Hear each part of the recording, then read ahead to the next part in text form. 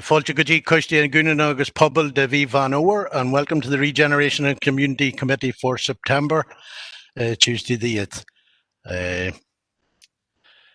First thing on the agenda, apologies. Chair, I can't hear you. Barry McAuliffe here. On behalf of the campaign, I record for Councillor Clark. Thank you, Chair. Slight wee problem with sound there, Barry. Go on ahead, Victor, please. No apologies, Chair, that I'm aware from the Ulster Unionist grouping. Thank you. Thank you.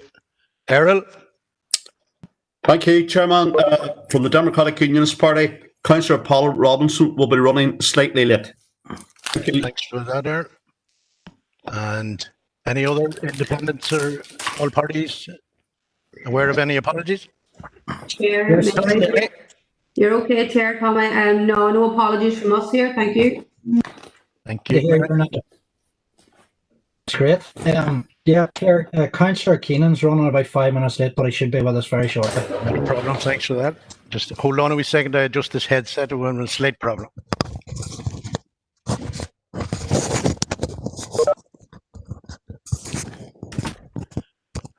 Right.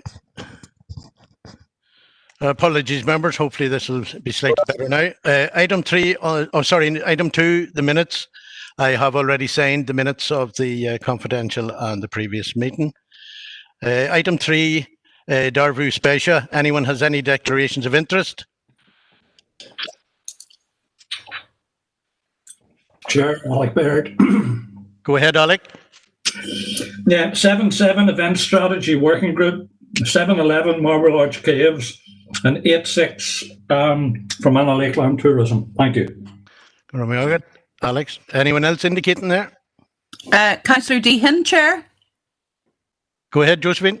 Yeah, thank you, Chair. Item 7.5, PCSP Annual Report. As a member of PCSP, 8.1 Proposed Grant Aid Call, 8.3 Revised Planning Scheme of Delegation as a member of the Planning Committee, and 8.7 Funded Programmes Update, member of the Peace 4 Partnership. Thank you, Chair. Thank you, Josephine. Any other members there? Just jump in. I'm having a problem with indication. Councillor Thompson here. Go ahead, Earl.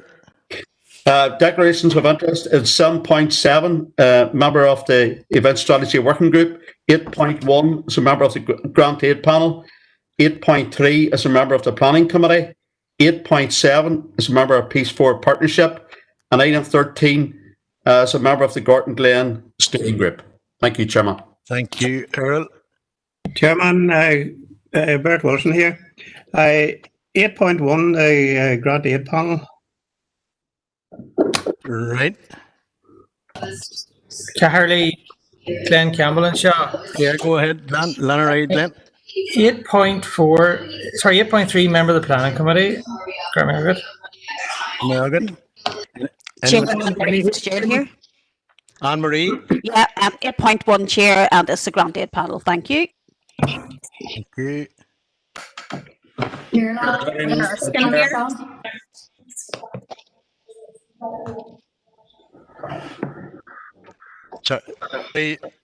Chair.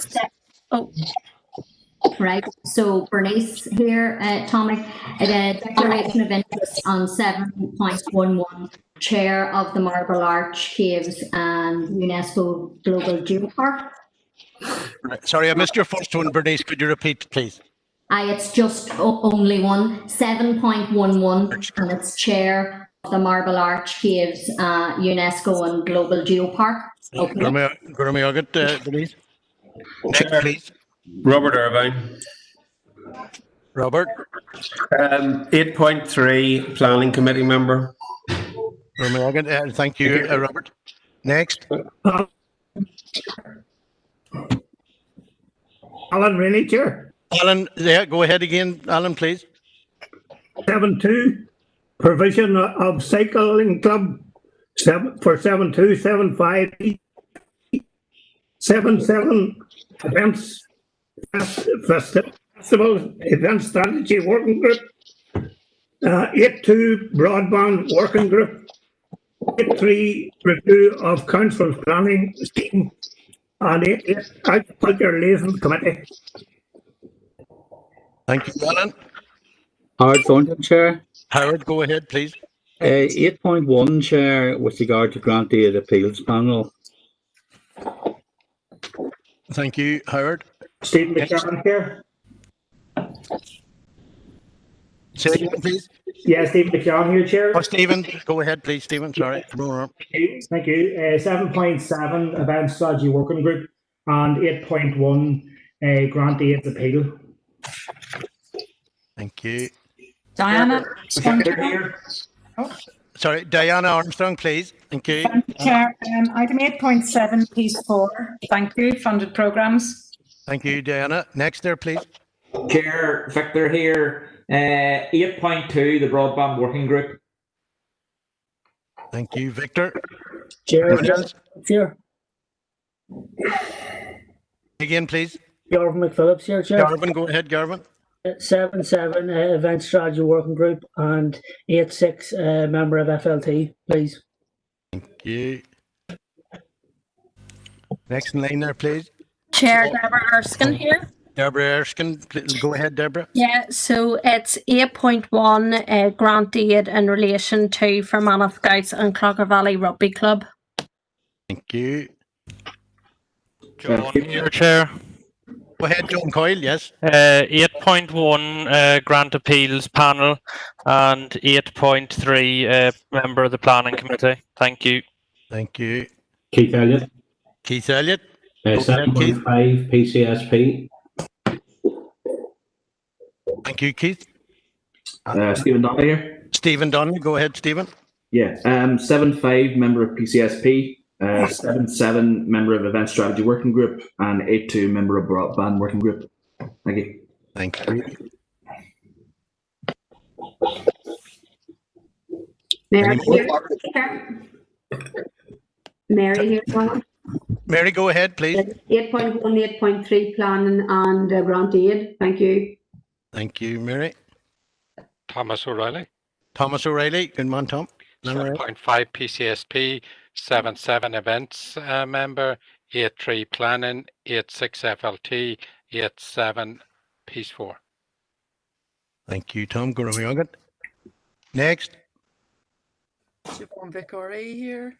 Siobhan, Lanneray, Quarter. 8.1 as a member of Strathna Ernia, 8.2 Broadband Working Group, 8.6 as a member of FLT, and 8.7 as a member of the LAG. Gormagad. I have one.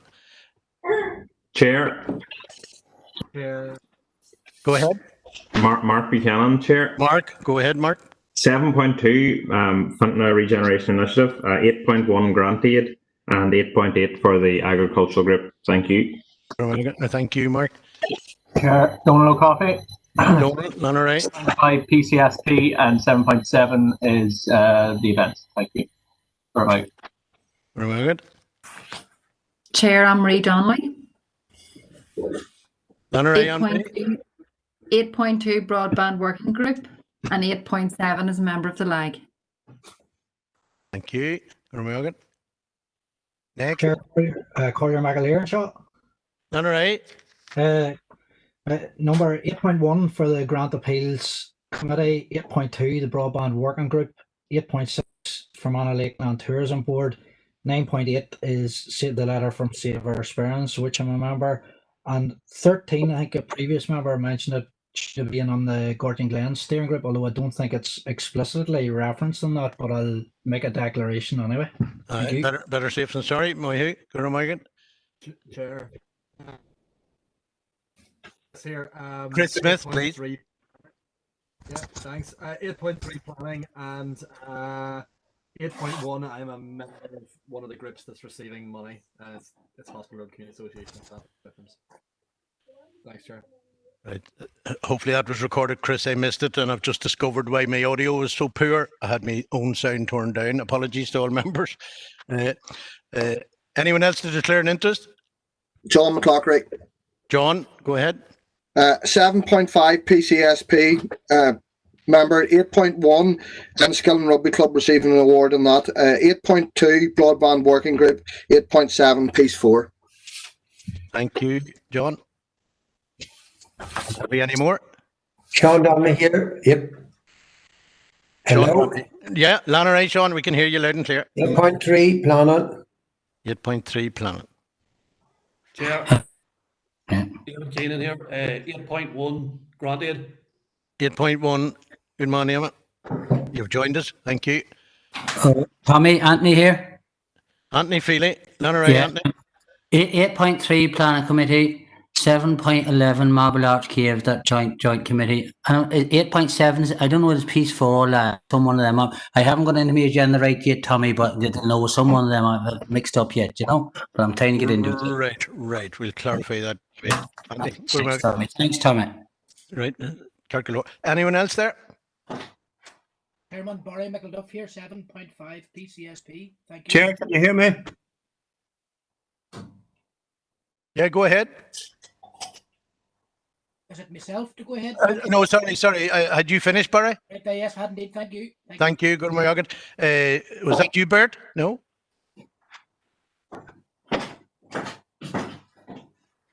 Sorry.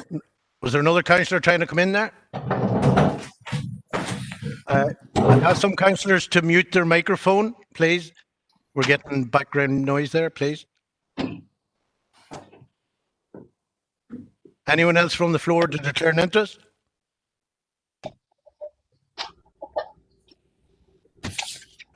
Right. If everyone else is done, I have some matters to declare myself. 7.5 PCSP, 8.1 the grant aid panel, 8.3 the planning. I have made provision for myself to leave the chamber on those issues, and I have invited Councillor McCaffrey, to attend in the town hall. He will take my place when I absent myself from those 3 issues. I have also decided to group those 3 issues together to facilitate the ease of Councillor McCaffrey coming to the chair. Will deal with those 3 issues, and that will clear the declarations for me. And so we will be taking from 7.5. I will then be taking 8.1 and 8.3. Or sorry, Councillor McCaffrey will take those. And again, as has been the practice since I took over, the matters arising again will be moved before item 10 on the agenda to allow us to get straight into the business at hand. Again, it is another hefty agenda, members. 50 items, I think, roughly speaking. If we all choose to speak in every issue, it's impossible. There's a lot of, it's becoming apparent that there are a lot of issues, and a lot of councillors are passing emails back and forward regarding business not being done.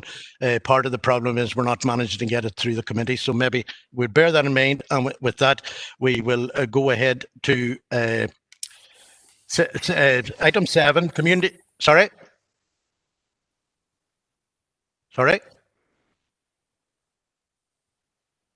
No. Right. I'm having a slight problem. I'm not getting an indication of speakers tonight so far, so it's a little bit haphazard at the minute. I'm moving on to item 7, Community Health and Leisure Directorate Report, and that's over to John. And item 7.1 is to consider the report on the Green Road Public Right-of-Way, paper A, to follow when we have it all received. So over to John. Thank you, Chair. The purpose of the report is to provide members with an update on the assertion process of the Green Road. You'll be aware that we had discussed this in both June and July at our committee meeting. The paper just outlines the responsibilities of the council in relation to public rights of way. The options available to the council in relation to the assertion process on the Green Road, and option 1, whether to continue with the assertion process, or simply option 2, to not continue with the assertion process. If we should decide to continue with the assertion process, the next steps in that process are outlined there. And therefore, going to the recommendations, Chair, it's recommended that the council notes the responsibility in relation to public rights of way. It considers the options available to the council in relation to the assertion process. It notes the future steps necessary in asserting the Green Road as a public right of way, should the council decide to do so. And finally, clarifies how it wishes to proceed in asserting the Green Road as a public right of way. Thank you, Chair. Thank you, John. I have indications. Hands already up are Councillor Campbell, Diane Armstrong, Anthony Feely, Emmett Michael Keith Elliott. could some of those be up from previous, if you could check, and then give me a fresh indication. And first up here, I have now Collier Michael. Thank you. Sure, yeah. I'm aware, according to the notes, that a QC was going to be present this evening, and I just wasn't sure if he was going to be speaking prior to the sort of discussion on this topic, or if we were talking and he was there purely for reference or for question. Chair, we are at the moment. I know he's waiting in the lobby, and we're trying to get him into the meeting. So we are, and I don't think we've had any luck in getting him in yet.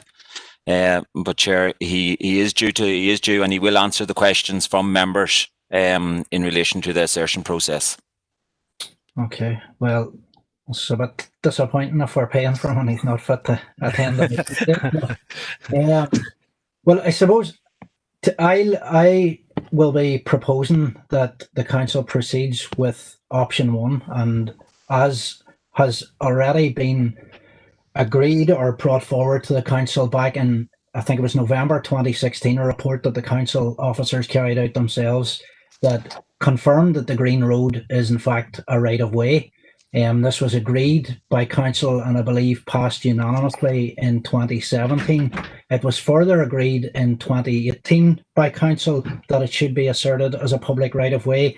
And I don't see what has changed in the meantime. We've got further legal representation, I believe, from 2 barristers who have confirmed that, one of them who's here tonight. And I'm presuming that the money that's been spent on him so far, he hasn't changed his mind now to come, or he's not appearing tonight to go back on what he had previously told the council.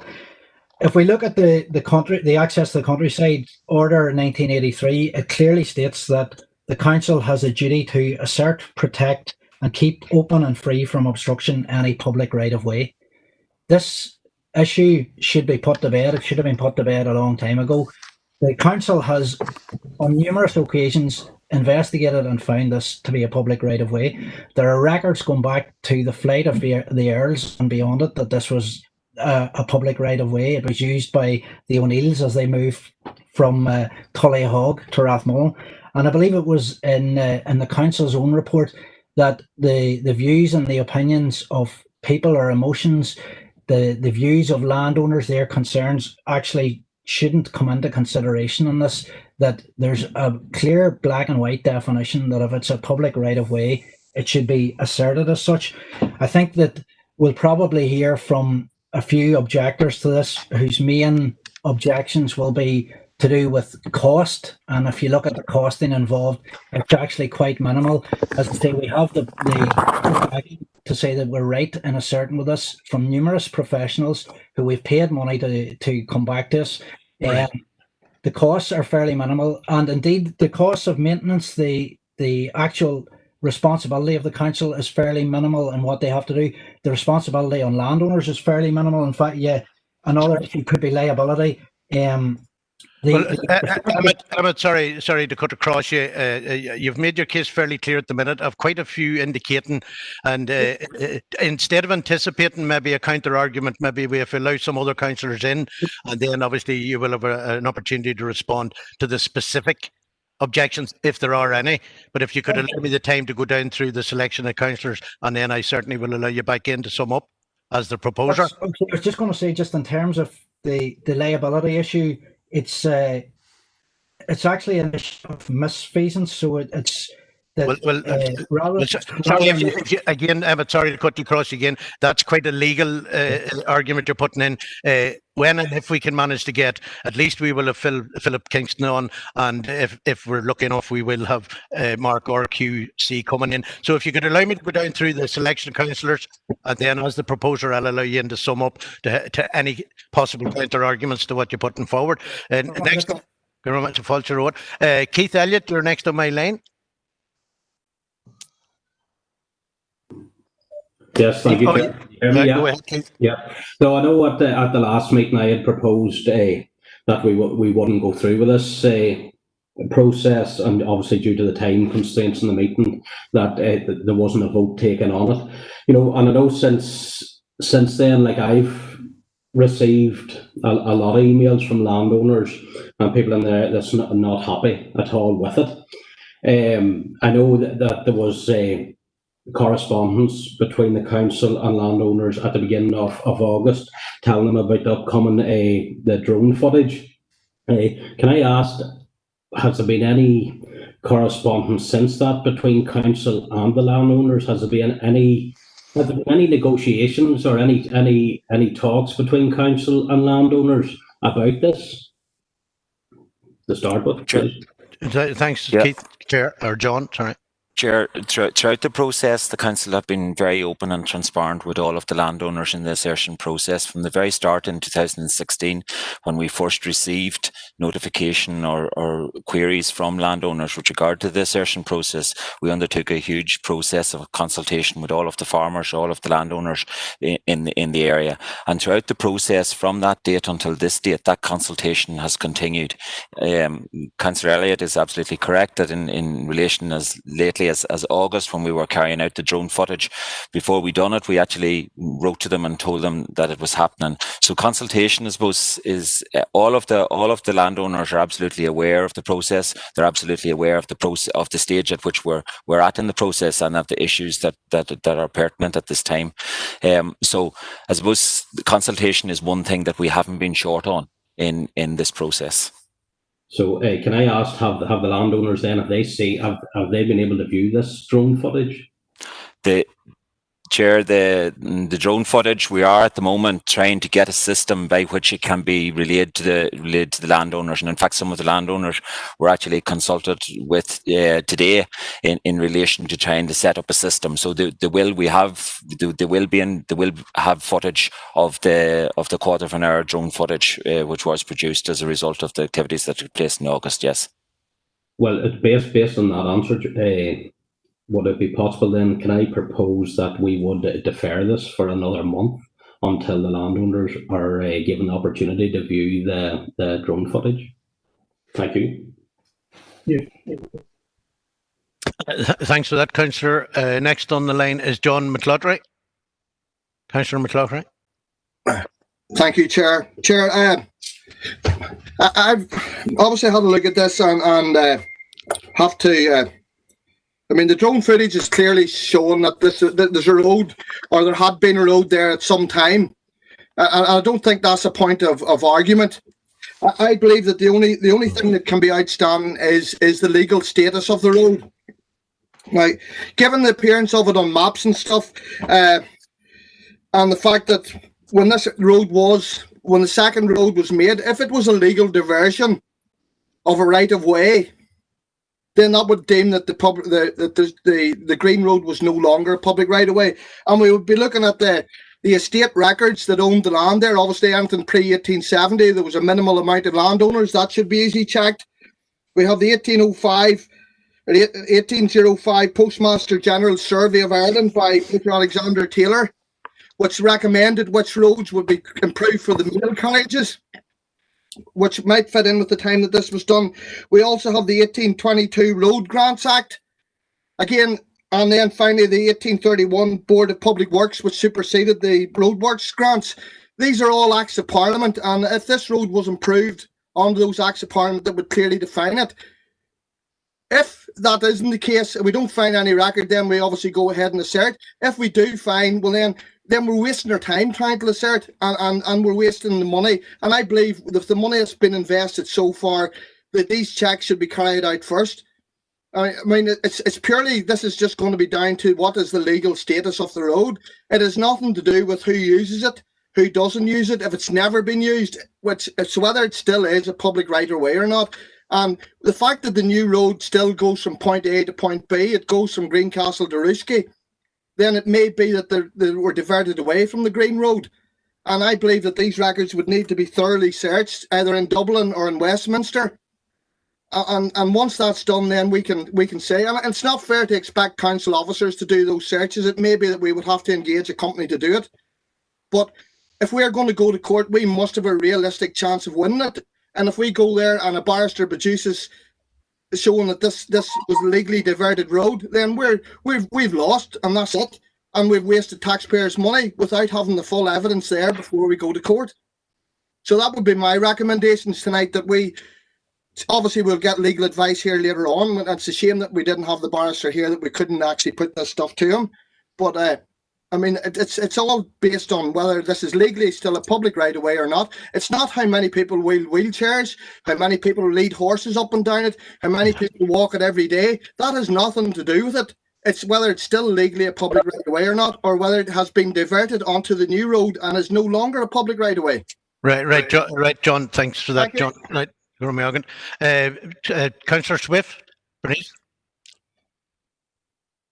Margaret Cahirley, I didn't think I was in so quickly. Thanks for that, Tommy, and I want to extend my gratitude to John and Imelda for the fantastic presentation that we received on all of the details and outline on the drone footage. It made this entire process very easy to understand, and it was clear, and it was that good it left me without any questions whatsoever. So that's always a good sign of a very good presentation. I would like to support Councillor McAleer's proposal to most definitely proceed to assert the public right of way on the Green Road, because I feel strongly, given what we were shown with the drone footage and everything else, I really loved the entire, I suppose, vision that there could be in that area. And similar to what we have in our own global geopark, I think we should be helping local communities to celebrate the links between their area and its obvious natural, historical and cultural heritage. And the purpose being not just to conserve that beautiful environment and the wildness of it, but also to encourage its enjoyment and understanding indeed by the public through some, what I would say, visionary sustainable tourism. Thank you. Sorry, Bernice, I've quite a long list. Maybe if you could... I'll be quick now then. Well, the very fact that Hugh O'Neill and the Flight of Earls has a historical context highlights the uniqueness. And your own ancestors, the Maguires, were allies, so you know we should be helping and supporting all of that. So commend the council for all the consultations and engagements which have been thorough and pertinent at this time. So I'm in full support of it. That's a formal seconding of Councillor McAleer's proposal. Yes, absolutely. All right, Guramayagan, thank you. Next up, Donald Coffey. Real Coffey. Thank you, Chair. Yeah, it's. I was going to come in a second, but that's great. Councillor Swift has got before. What I too actually want to say that the presentation was unambiguous in terms of the case it made on this. And in general, I think anywhere I would actually be generally in support of the council affirming its duties to defend a public right of way. It's important that people have access to the countryside. Not only that, but I think looking forward, particularly post-Brexit, every sign seems to be that agricultural grants in the future will be tied to offering access to the land to the public, and I think that this is the way forward. And to me, final point, it was amazing that we as a council have put like an area where you can sit and have like a sandwich or a picnic or whatever it is while you're out to walk. That's clearly, to me, evidence that this is something that's used regularly. The council has provided provision on it. So, you know. Thanks for that, Councillor. Next up is Councillor Wilson.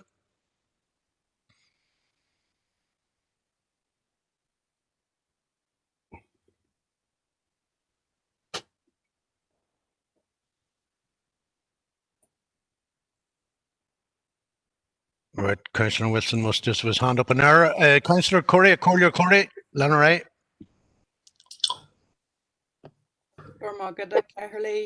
Yes, well, we have looked at this issue on its own merits, and we're influenced only by what's the correct thing to do. We understand that the feelings are running high in the local area around this issue and on related matters. And we want to see as much community harmony as possible. It's our duty as councillors to improve good relations in our district. You know, another councillor might thrive on local division or seek to exploit or escalate toxic atmosphere in the area, but we're not part of that game. It's ironic that this same councillor doesn't appear to want unity or consensus around any issue. And that just seems to be the way that he's operating in an attempt to alienate people. I completely object to that, Chair. Sorry, just remain silent. He said they would allow you in later on, Emmett. You can't jump in across a member like that. Chair, what she's saying is absolutely ridiculous. Sorry, Councillor. No. And it's another... Sorry, Councillor. I was in jest earlier talking about muting councillors again. It seems I'm going to have to, Councillor, if you interject again like that on top of another member. Everybody has the right to speak. I'm objecting to what she's saying. You will have the opportunity to object when as I said to you as a proposer, I'd allow you in at the end of the discussion. Because she hasn't a clue. Sorry. I think I do have a clue, actually. And Councillor McAleer, sorry, Siobhan, if you could allow me to just take control. I think the records need to be checked. I do believe I heard an expletive on the recording. So I will be asking as the chair for that to be checked, and hopefully that will be dealt with by the proper procedures. Now, I will not tolerate one councillor jumping in on top of the other councillor. Please wait your turn. I'm trying to steer a 50 agenda committee as through as quick as I can with one. Chair, sorry, Chair. Sorry. The chair is speaking. The chair is speaking, Emmett. Please have some manners, integrity, respect, etc. Yes, and if you could... Councillor Corey, sorry, right, I have no choice, Emmett. I've warned you already. I'm going to have to mute you now until I decide that all the other councillors have spoken. I will allow you in at that stage to address any issues that you hear in the meantime. Please, could you mute Councillor McAleer until this discussion comes to a conclusion? Ta brón orm, Siobhan, ní feidir le min rud a leanú faoi druch vas a tal foil o de ní eile. So Lana Ray, Siobhan, ta brón orm. As I was saying, it just seems to be a way of alienating people from environmental causes that you're supposed to be promoting.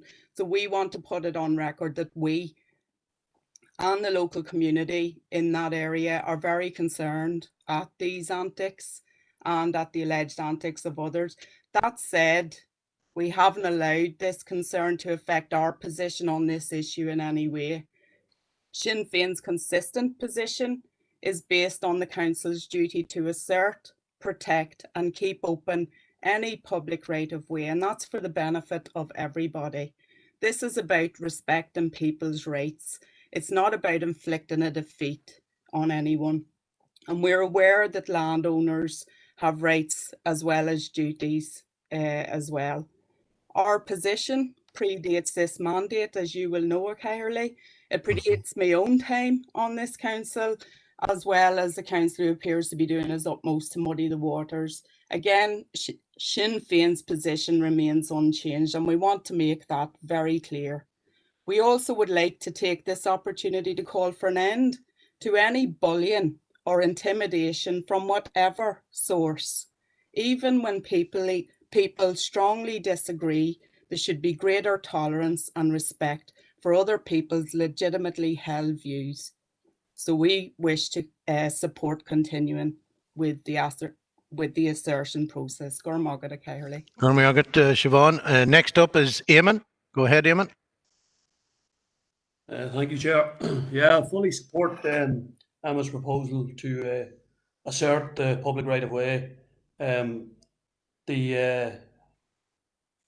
presentation we watched last week had no doubts anyway that it should be asserted. I visited there a few months back. Lovely area, nice environment, culture, and the history behind it. It's without doubt like the presentation.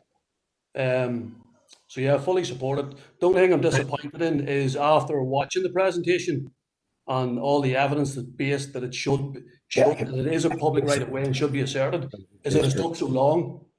And I believe that this stalling and messing about is only going to add the extra cost of something that should. Thanks for that, Eamon. Thanks for that, Eamon. Sorry, we're getting a little bit of background noise there. I see we have been joined by Mark RQC. So I'll continue down my list, and then we'll obviously come to Mark. Next in line is Seamus Green, and I'd ask councillors not to repeat exactly the same issues as has already been addressed. Just coming in to voice your support is possibly not necessary at this stage and will allow us more time to hear the QC's opinion. Seamus? Thanks, Chair. And basically, I was coming in to do that in Vaughan's point. And just to add that it has been rather disturbing from somebody that lives a distance from this, that when you see people really on one side or the other that are getting so toxic, and I would again call for people to respect other people's views, because everyone's entitled to a view, and even if it is directly opposed to your own, they are entitled to have that view. So that I would call on that, and just I would like to emphasise, I was in the last mandate when this was agreed that the Green Road would be asserted, and I haven't changed my mind on it, no matter what all the shenanigans that's going on. Thank you. Thank you, Seamus. Councillor Deehan, and again, I'd reiterate, don't repeat if you can. We are stuck for time all evening. Councillor Deehan? Thank you, Chair. Words, Thank you, Chair. I am in support of the Council's duty to assert the public right-of-way along the Green Road. I am very satisfied that the Council has done everything that is necessary to prove the bona fides of the Green Road. Thank you for your presentation last week, John and Imelda. At that meeting, I specifically asked regarding whether or not there was any evidence that this public right-of-way had become extinct. And I was assured that that was not the case, that the procedure for making a public right-of-way extinct was an active procedure. There was no evidence that that had happened. So I am impressed by the sheer beauty of that Green Road, as indicated by the drone footage. I share other members' sadness that this issue has brought division within the community. Certainly, that would not be my intention. I just feel it's important that the public do have the opportunity to enjoy this beautiful, beautiful part of the countryside. And I want to support Councillor McAleer's motion, Chair. Thank you very much, Josephine. Thank you. Auntie Feely, again, I'm impressed. If you could avoid repetition and maybe just go on to the points, please. I will, Tommy, and thanks for letting me. Not just you, Auntie, not just you. Well, I'm going to be funny, Tommy. I'm coming in on a wee bit different than the rest of the councillors. And I hope Emmett doesn't think this is pick on Emmett now, but I'm going at Emmett again. Sorry, Anthony, you've cut off there. Kind of reckon I had bad eyesight, or else my broadband wasn't going well. My broadband was going all right that night. It is clear enough cut that is a right away, and I no doubt about that. But not as black and white as Emma suggesting there. And in the middle of it with them two green fields, or I said earlier on, I am a farmer, and if I was farming in that area and somebody tried to get right way through it, I'd be kicking up a wee bit.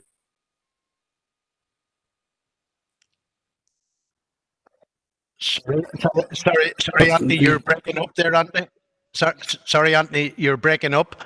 So if you could maybe just... Sorry, any good there now, Tommy? Anthony, you have a problem? No, you're cutting up. You're breaking out completely there. Wait, I'll move out. Get a quick statement, Anthony. Any better there, Tommy? Hello? Just try it. Go ahead. Yeah, I'll try it here now, Tommy. That the broadband does be better. Any better there, Tommy?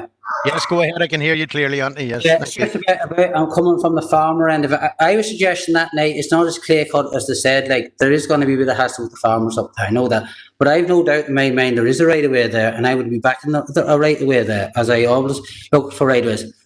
But when somebody says that there's been jogging going on up and down that right of way and cycling, which you definitely know there's no going to jog across that or cycling. So I don't think it was helpful when some councillors were saying stuff that was going on that wasn't really going on. If they're just only for we seen the footage there, we would have thought that. So that's just a point I was just trying to make, and I hope I'll come across a bit better there. Okay, Tommy? Thanks for that, Anthony. I hope your signal improves as we go on. Councillor Erskine. Thank you, Chair. I'm not going to rehearse the points, but all I wanted to do was formally second Councillor Elliott's proposal, please, Chair. Thanks for that, Deborah. Thank you. And next in line, sorry, I've lost my place here. Mary Garrity, please. Corley Garrity. All right.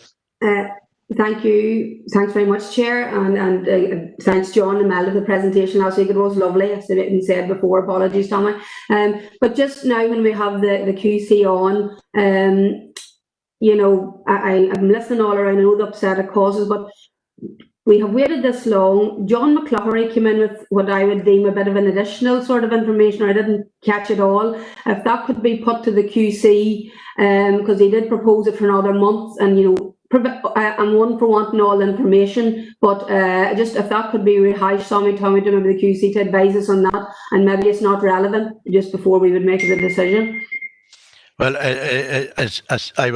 I'll rely on instruction if I'm wrong, but I think we will have the legal advice before I go to either of the two proposals that's in front of us.